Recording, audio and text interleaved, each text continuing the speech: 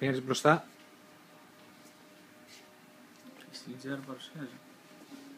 Γιατί ποιος το φτιάξε αυτό? Πρώτη διάφανη βιτρίνα.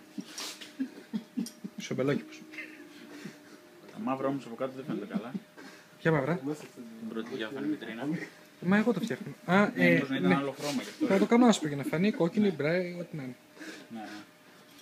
Ωραία. Παιδιά, τραβάω βίντεο, σκάστε.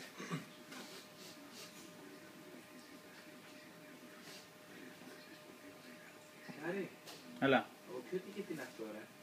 τώρα έρχομαι.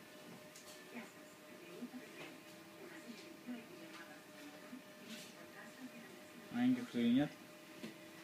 Όχι, ακόμα δεν είδες τίποτα. Φίλιππε, μήπως πρέπει να βάλουμε ηχεία? Γιατί τώρα αν βάλεις ηχεία εδώ πέρα ξέρεις τι έχει να γίνει, Φέρε ένα ζευγάρι.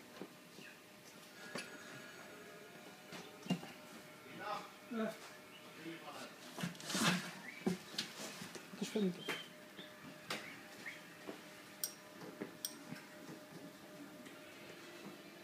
Εντάξει, με το ίδιο το κουτί θα δουλέψει.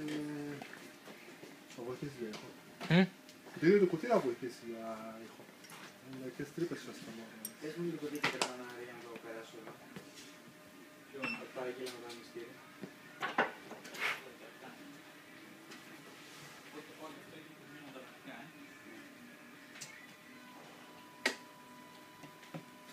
Έβαλες, δώσε.